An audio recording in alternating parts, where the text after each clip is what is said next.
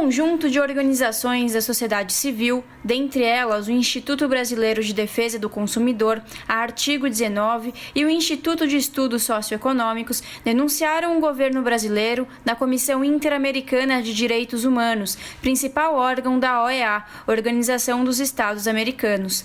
A denúncia foi motivada pela falta de transparência do governo brasileiro na divulgação de dados e informações sobre o novo coronavírus. As ações de Bolsonaro contra as recomendações da OMS, não usando máscaras e incentivando aglomerações e o uso de medicamentos sem eficácia comprovada contra a Covid-19 preocupam órgãos internacionais. Ana Carolina Navarrete, coordenadora do Programa de Saúde do IDEC, Instituto Brasileiro de Defesa do Consumidor, comenta que o mau exemplo de Bolsonaro estimula condutas que colocam a vida das pessoas em risco. A gente ainda não tem um tratamento ou vacina capaz de tratar ou prevenir a infecção pelo novo coronavírus, né? Alguns medicamentos vêm sendo testados e vacinas vêm sendo desenvolvidas, mas por hora não dá para dizer que o medicamento A ou B cura ou tem efeito comprovado. Por isso, anunciar ou promover a utilização de medicamento sem indicação do médico e sem evidência, prova de que ele funciona, pode estimular condutas que colocam a vida e a saúde das pessoas em risco, ainda mais num cenário já grande de desinformação. Denise Dora, diretora executiva da Artigo 19, avalia que a grande preocupação da organização é em relação à redução do acesso à informação ao invés da ampliação. Segundo Denise, mesmo com a vitória de não alterar a lei de acesso à informação via medida provisória, a infraestrutura de serviços que levam as informações, como dados epidemiológicos, chegam incompletos e atrasados. Uma das nossas grandes preocupações foi verificar que o governo federal tentou reduzir o acesso à informação ao invés de ampliar. Já em março, editou uma medida provisória alterando a Lei de Acesso à Informação, a LAI, que é uma conquista democrática tão importante da história recente brasileira. Essa medida provisória só não entrou em vigor efetivamente porque houve uma mobilização da sociedade civil. A OAB Federal, com várias organizações, entrou com uma ação no Supremo Tribunal Federal e conseguiu uma liminar que sustasse o efeito da medida provisória e mantivesse a LAI vigente. Entretanto, o que a gente tem visto, mesmo com esta vitória judicial, é que a infraestrutura de serviços e de funcionários que deve responder aos pedidos de informação a partir da lei, ela reduziu. Então, muitas vezes se fazem os pedidos, as respostas vêm incompletas, elas não vêm, elas demoram para vir.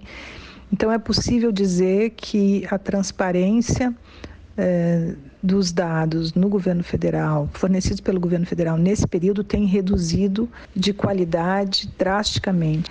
Outro ponto observado na denúncia entregue à Comissão Interamericana de Direitos Humanos é em relação às violações dos direitos das populações indígenas.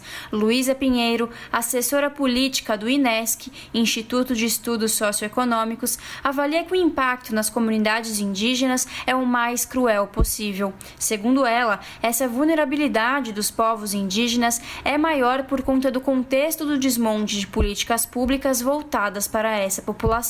O impacto nessas populações, tanto indígenas quanto quilombolas, é o mais cruel possível, porque elas são comprovadamente mais afetadas, né? A gente tem um maior número de casos e maior número de óbitos nessas populações. E aí elas já vêm de um contexto de vulnerabilidade que só foi agravado pelo desmonte das políticas que foram desenvolvidas para atendê-las por meio de cortes orçamentários, enfim.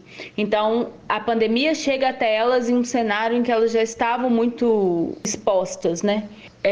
Para além de outros problemas que elas já lidavam, como, por exemplo, a violência nos seus territórios, a invasão, especulação fundiária, e que só se agravaram durante a pandemia, e que tudo isso contribui, né, para que o coronavírus chegue até esses povos. Para a diretora executiva da Artigo 19, Denise Dora, a ausência de uma gestão adequada na saúde em um momento de pandemia atinge especialmente populações mais vulneráveis, como as comunidades periféricas e mulheres mães menos favorecidas, que precisam de acompanhamento médico. De acordo com Denise, o governo não ofereceu nenhuma medida no sentido de proteger essa parcela da população. A ausência de uma gestão adequada da saúde, no momento de uma grave crise de saúde pública como o que a gente vive no Brasil com a Covid-19, atinge especialmente populações que estão mais vulneráveis a esse tipo de vírus, que é o caso das populações da periferia das grandes cidades, das mulheres que precisam ir aos hospitais e que acabam morrendo de morte materna. E a gente não viu da parte do governo federal nenhum movimento, nenhuma política, nenhuma medida no sentido de proteger esses povos de serem atingidos pelo vírus, adoecidos e mortos, como a gente está vendo. Para Denise Dora, a política do governo federal configura um grave crime contra o povo brasileiro. A má gestão do governo frente à pandemia só aumenta a crise econômica e o tempo de quarentena. Então, é uma política deliberadamente violadora dos direitos fundamentais de todo o povo, mas especialmente de alguns grupos da sociedade brasileira, o que configura um grave crime deste governo contra o seu próprio povo.